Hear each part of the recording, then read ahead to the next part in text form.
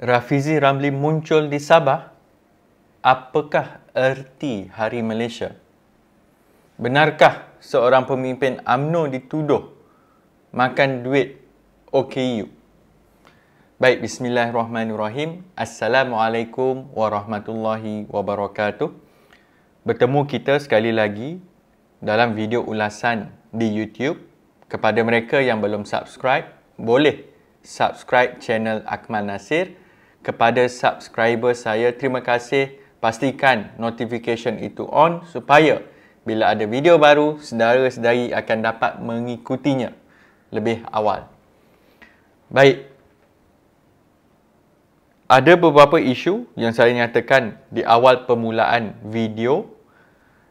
Isu semalam, saudara Rafizi Ramli telah muncul di Kota Kinabalu sebelum beliau meneruskan perjalanan ke Suk, yang mana untuk ketahui lebih lanjut, saya akan terangkan selepas ini.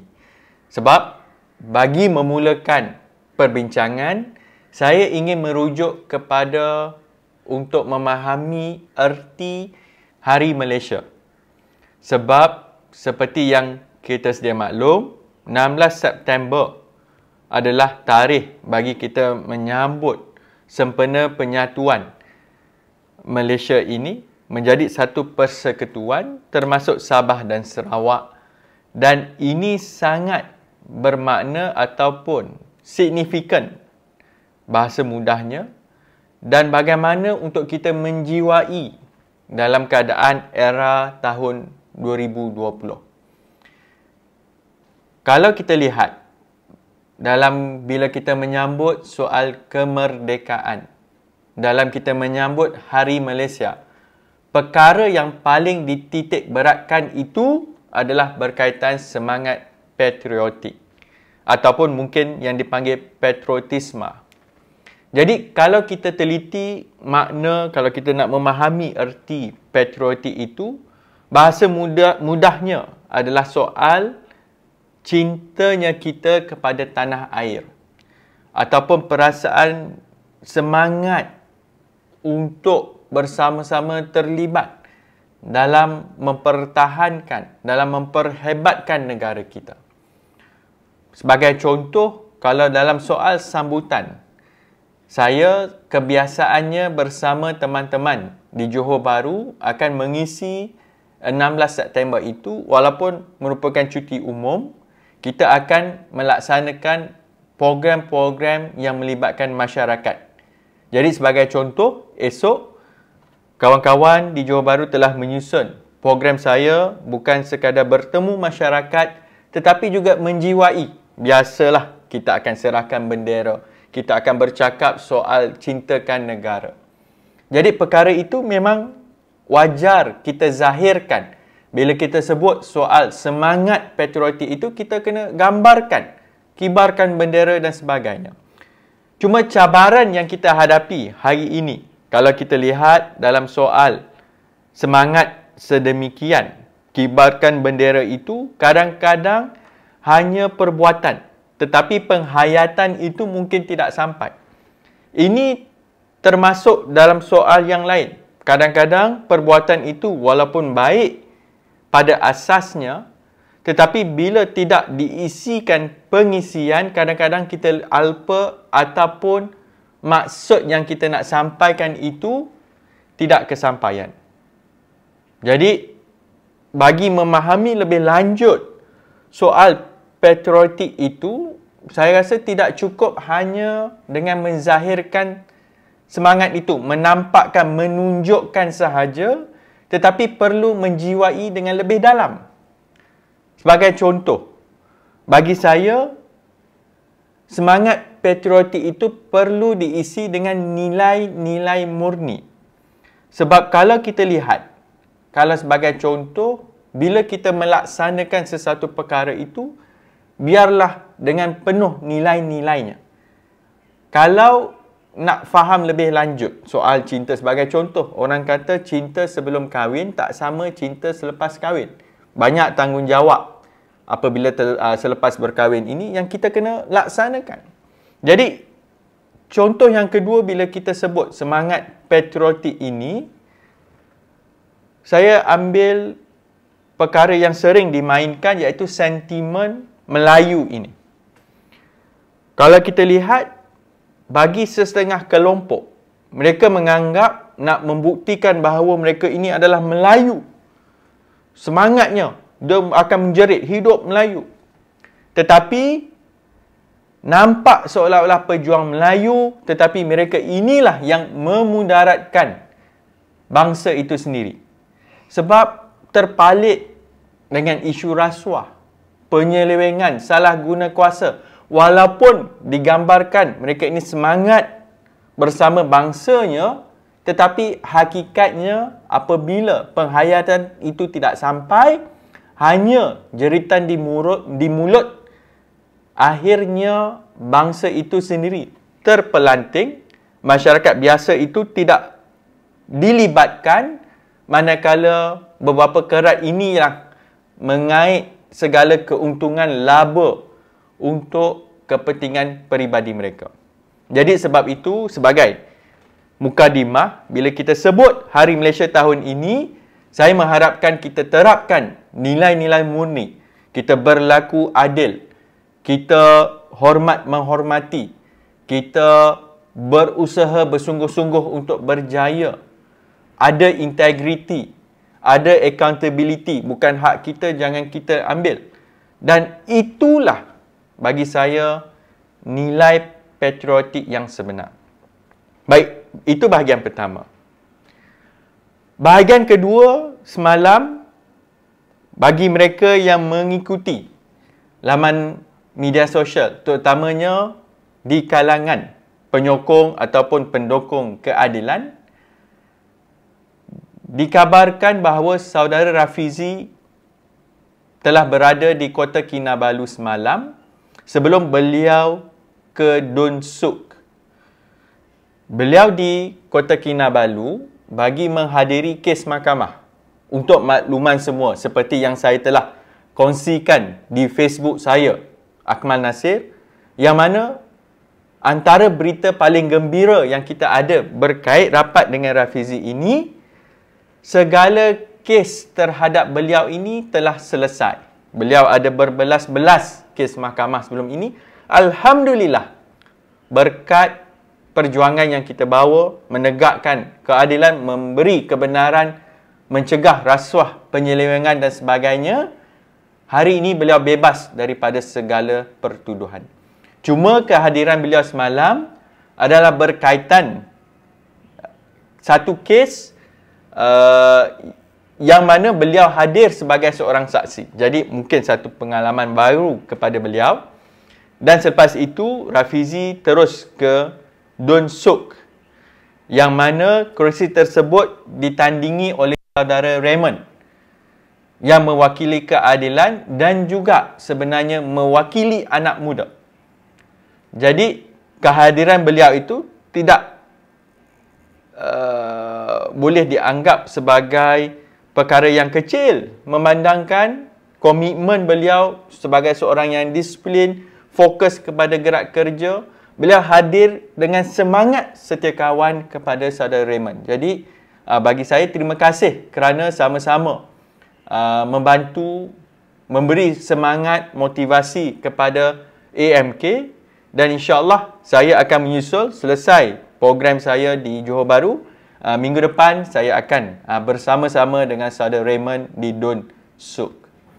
Cuma kalau kita bandingkan kemunculan Rafizi jika dibandingkan dengan Siki Tol yang semalam kita dah bincang macam mana Siki Tol walaupun videonya kabur, tetapi nampak beliau datang Sabah kali ini dihalau. Jadi bagi saya, apabila kita bersama memperjuangkan nasib rakyat, insya-Allah kita ada tempat dalam masyarakat ini. Jadi sebab itu, kalau kita teliti dengan lebih lanjut, dalam keadaan politik hari ini berkeceramuk, ada yang membisik ataupun yang memberitahu saya, memang mereka sukar lagi untuk terlibat dalam program-program politik.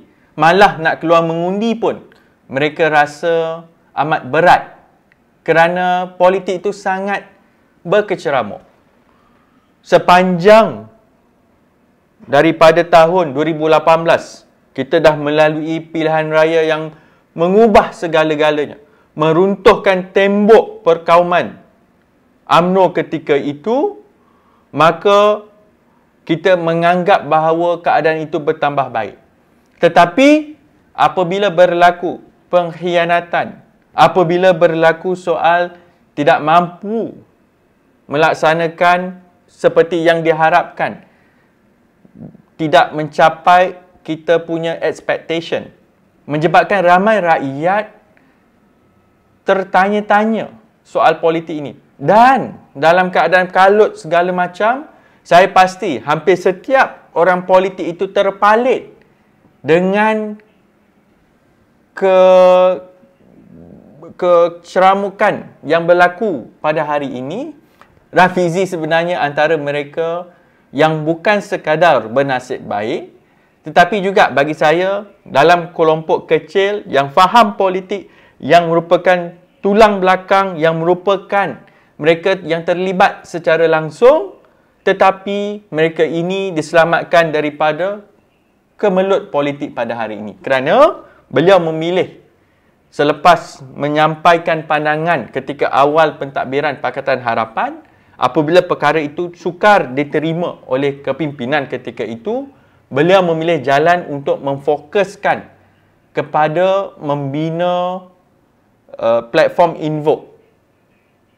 Sekarang ini, platform tersebut menjadi salah satu platform utama untuk job matching ataupun padanan kerja yang menggunakan artificial intelligence ataupun AI.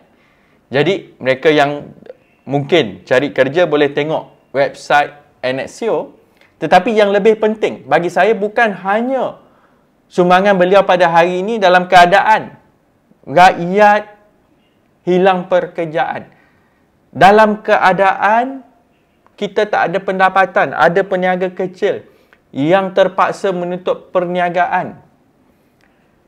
Dalam keadaan segala macam ini, beliau mencari jalan untuk bantu, tak kira anak muda ataupun mana-mana kumpulan, untuk mendapatkan pekerjaan yang setimpal ataupun yang sewajarnya.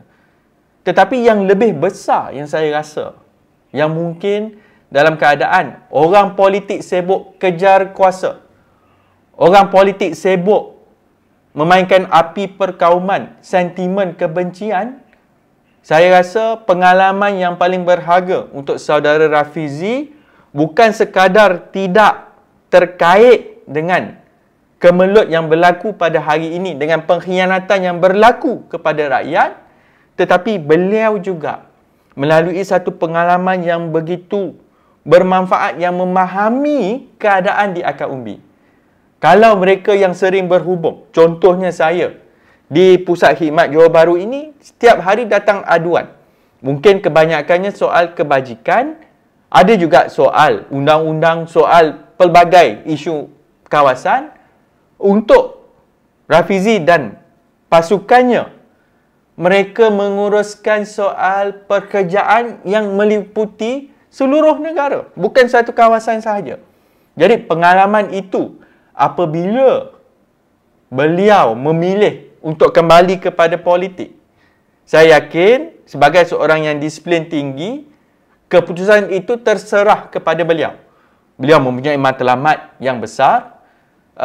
Kalau mereka yang mengharapkan untuk beliau kembali, insya-Allah kita sama-sama doakan beliau kembali, dan saya percaya bila Rafizi kembali kepada politik, kalau perkara itu berlaku, saya tak sebut dia akan kembali, tapi bagi saya sebagai seorang yang disiplin tinggi, beliau boleh pilih apa-apa perjuangan itu yang memberi manfaat kepada kumpulan yang mengikutinya. Sekarang ini mungkin manfaat kepada politik itu kurang, kerana orang politik pun sekarang sibuk dengan isu politik. Tetapi beliau memilih untuk menumpukan kepada soal pekerjaan. Pengalaman itu yang sangat berharga, yang saya rasa insya-Allah kita sama-sama doakan beliau berjaya, tetapi juga yang kita akan dapat manfaat pada masa akan datang. Jadi mereka yang ada sekarang masih berjuang, bagaimana pula? Perjuangan ini saya percaya perlu ada kepimpinan. Kita perlu orang seperti Rafizi. Kita perlu mereka yang sebenarnya memimpin, yang menjadi pencetus, yang membuka jalan, yang menggerakkan jentera, yang menggerakkan sokongan, yang menghidupkan idealisme. Tetapi kita juga ada peranan. Yang saya tahu bebanan kepada Rafizi ini menganggap bahawa segalanya akan selesai jika beliau kembali. Saya rasa saya kurang bersetuju. Kalau kita tak bersedia, hantarlah pemimpin macam mana sekalipun. Kalau masyarakat itu tidak bersedia, maka keadaan itu tidak berubah jauh ke mana. Jadi sebab itu, bagi saya, yang mana ada sekarang ini, kita ada tanggungjawab yang bersama. Kita kena usahakan sesuatu. Dan bagi saya tahu ada pandangan yang mengatakan sekiranya bercakap terlalu kerap akan berlaku kesilapan. Betul.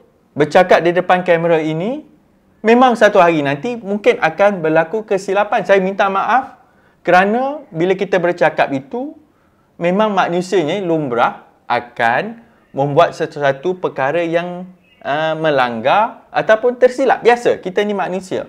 Kalau tidak, bukanlah manusia. Tetapi, kalau kita tidak ambil risiko, kalau kita tidak mengambil pendekatan, kalau kita tidak mencubanya pada hari ini, maka tidak akan ada progres ataupun kemajuan. Jadi sebab itu, bagi mereka yang mengikuti video ini, kita dah dengar soal macam mana nak memahami erti Hari Malaysia. Kemudian, saya bercerita sedikit soal Rafizi tadi. Tapi yang lebih penting, kita kena bersama-sama menghidupkan idealisme tersebut. Kita mahukan mewujudkan masyarakat yang ada accountability, yang ada integriti, yang berusaha bersungguh-sungguh. Jadi, mereka yang bersama-sama dalam usaha ini, kalau peringkat saya mohon untuk follow, untuk subscribe channel saya ini. Yang mana dah subscribe, tolong share dekat WhatsApp, dekat Facebook, dekat kelompok ataupun kumpulan masing-masing, kerana saya percaya kalau kita sama-sama berusaha untuk mewujudkan masyarakat yang lebih proaktif dan positif, saya yakin kita akan mula mewujudkan landasan ataupun kekuatan di peringkat masyarakat ini. Dan bila kita ada pemimpin yang baik, bila kita ada pemimpin yang tidak rasuah, yang berintegriti, kalau kes ini saya sebut tadi soal Rafizi, tapi sesiapa pun yang ada ketelusan, yang meletakkan kepentingan rakyat itu lebih utama daripada kepentingan peribadi, insya-Allah Malaysia ini boleh pergi lebih jauh. Baik. Sebagai penutup untuk video pada hari ini, saya ingin memetik satu laporan. Berita ini keluar 4-5 hari yang lepas, tetapi respon daripada pembaca itu mungkin tidak berapa melebar.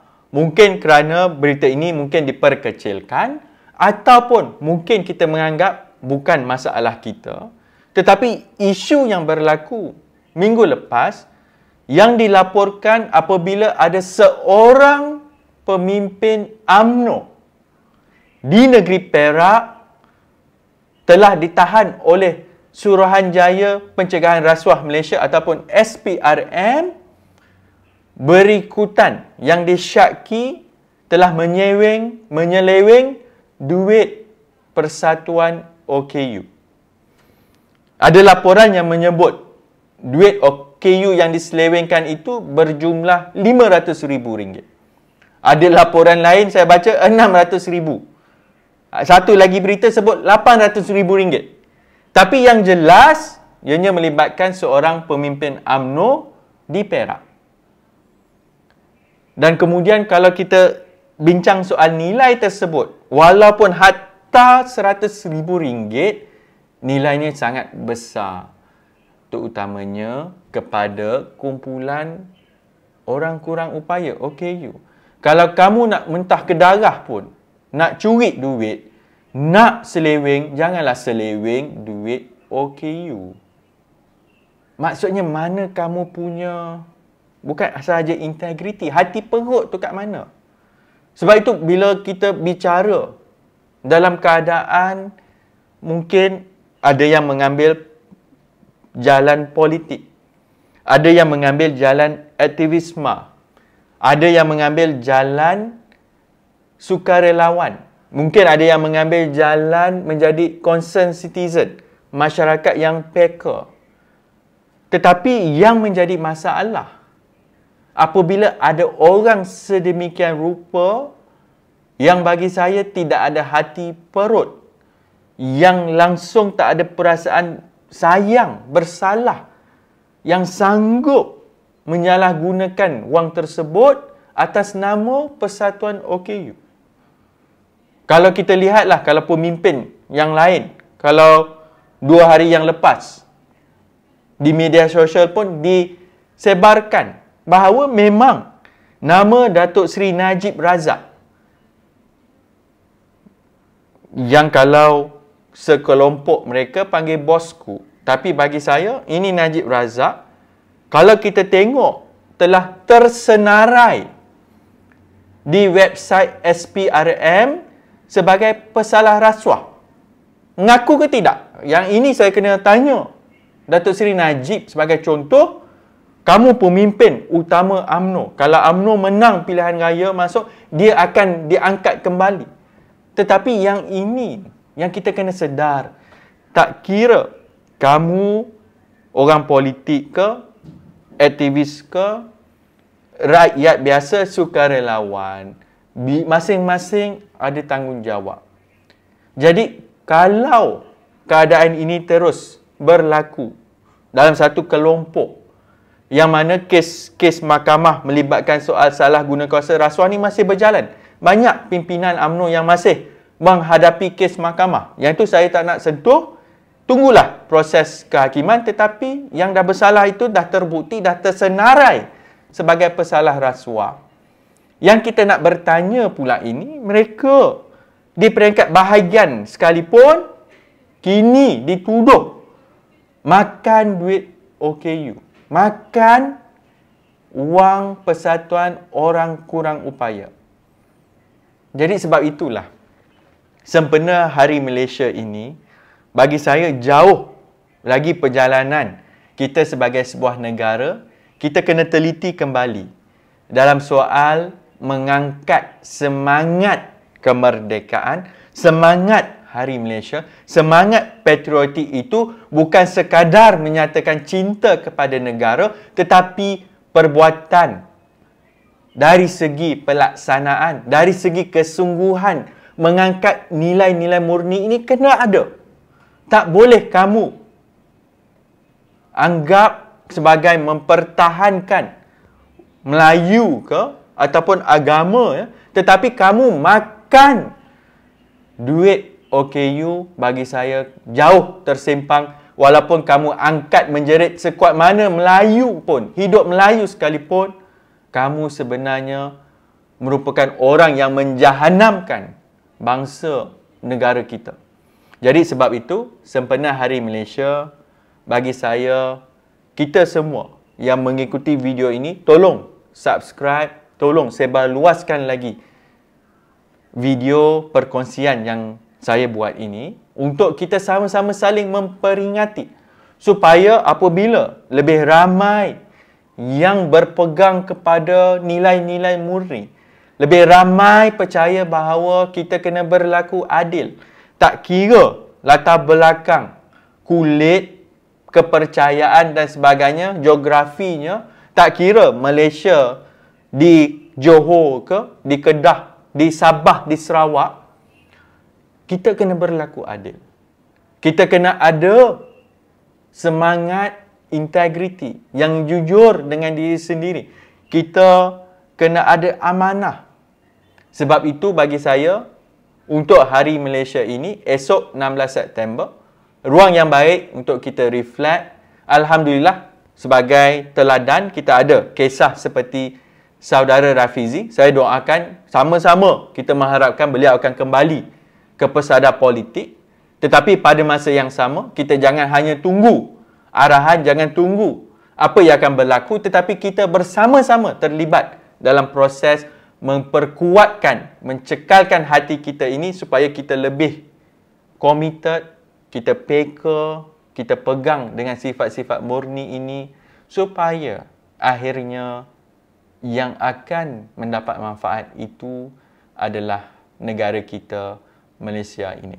Jadi cukup sekadar itu. Jangan lupa subscribe. Akmal Nasir. InsyaAllah jumpa lagi di video yang akan datang. Terima kasih. Assalamualaikum warahmatullahi wabarakatuh.